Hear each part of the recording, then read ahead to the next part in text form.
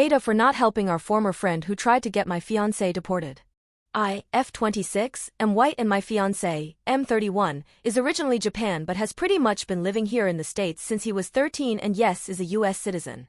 I also have a group of friends from college and in that group was a woman who we'll call Karen, F25, who was the sister of our friend who I will call Ruth. Ruth, who is a genuinely nice person, was our friend but her sister Karen was the golden child sibling who only hung out with us because she, Karen, cannot maintain IRL friendships of her own in part due to her antisocial tendencies and their mom pretty much pushed us to let Karen hang out with us since Karen was jealous of Ruth having real friends and we only tolerated Karen because of Ruth, who also didn't really want Karen hanging out with us. When Ruth moved here to the Northeast for college from Mississippi, Karen also followed her and their mom pushed Ruth to let Karen stay with her.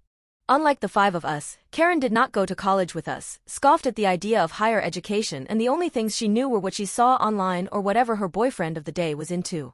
Over the years, since gradually became more and more hateful towards the LGBT, Jews, and immigrants, bear in mind that my mom is an immigrant from the Czech Republic, thus we started distancing ourselves from her after first noticing it at around 2020 or so.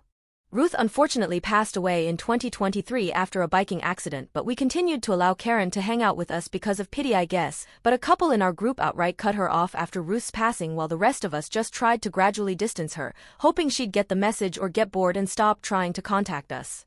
However, the breaking point was on October last year when Karen reported my fiancé to ICE because she thought or wanted to believe he was an undocumented migrant and when we confronted Karen, the conversation boiled down to that she felt it was wrong for me as a white woman to be with an Asian man and she felt that white girls like me should be with men who look like me and she felt uncomfortable with how my family is very welcoming and accepting of my fiancé. I come from a very liberal, upper-middle-class family, and we'd often take my fiancé out with us on family outings be it at our family's vacation home in Lake Champlain or sailing to Block Island on my grandpa's yacht. That said, Karen felt that someone of my status should be with someone who looked like me, saying that my fiancé didn't deserve my family, or words to that effect, and that she plainly said she wanted my fiancé deported so she could try to hook me up with the brother of her then-boyfriend. Mind you, her then-boyfriend, with whom she has a kid with, and his brother are misogynists who constantly shares Andrew Tate interviews, can't hold a job for long, yet expects women to stay home and know their place, whereas my fiancé works in mental health and I work for my grandpa's law firm. After that, the rest of us told her to F off and up until the last week or two, we've gone NC with her. That said, after her boyfriend left her and their son, she showed up at my door with her baby one day to demand that since my family is well off, I should help her, buy her groceries and ask my grandpa to give her a job since her EBT card wasn't working and her now ex vanished. I reminded her of how she tried to get my fiancé deported and how I'm not her friend so she should just F off. Apparently, she's also been badgering others in our friend group and her mom even called me, telling me off for not helping Karen and trying to justify what Karen did by saying she was just doing what's best for you. I then asked her that since she's Karen's mom, why doesn't she help Karen or take her back, into which the mom said that her new boyfriend doesn't like having Karen or her other kids around. I reminded Karen's mom that Ruth was our friend but Karen is not and we have no obligations to Karen. Sorry if this is long but it pisses me the hell off. Correction, I previously, incorrectly mentioned that her EBT card wasn't working due to the government. My bad, I assumed that EBT cards not working was somehow caused by Trump's executive order to freeze federal funding for certain programs so I incorrectly mentioned that. I've never had to use Snap or Wix so I have no idea how those things work. Additional info, for those wondering why we put up with Karen. Ruth was a super nice and amazing person but she was also easily manipulated and pressured by her mom. That said, Ruth's mom said that if Karen isn't allowed to hang out with us, Ruth wouldn't be allowed to hang out with us either and yes, Ruth was an adult but she couldn't really break the control and manipulation her mom had over her. Additionally, when Ruth passed away, we only allowed Karen to hang out with us, mainly out of pity as her sister just died and we knew she had nobody else if not for us. Admittedly, pity did kinda cloud our judgment and yes, I agree we should have cut Karen off immediately when we first noticed her racist and homophobic tendencies, if not ban her from hanging out with us to begin with. Update. Alright, so in my last post, I, F26, mentioned that a racist former friend who I will call Karen tried to get my Japanese-American fiancé, M31, deported, only for her to come back begging for help after her EBT card stopped working, her boyfriend ditching her and her now being a single mom. Firstly though, I would like to address a common question from my last post. Why did we tolerate Karen for as long as we did? We were friends with her older sister Ruth who went to college with us. Ruth was the kindest and nicest person most people would ever meet, but Karen, despite not going to college herself, traveled up here to the Northeast following Ruth because their hometown was boring.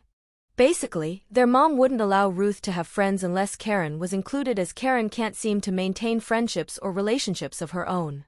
Ruth unfortunately had trouble saying no to her controlling and manipulative mom, hence we tolerated Karen so we could continue having Ruth hang out with us. After Ruth passed away, we only tolerated Karen for a few more months, mostly out of pity, but even then, we were already trying to distance her from us by organizing get-togethers that didn't include Karen, not engaging Karen in conversation whenever possible, and basically hoping she got bored of us and would leave on her own. That didn't work, and admittedly, it was too passive.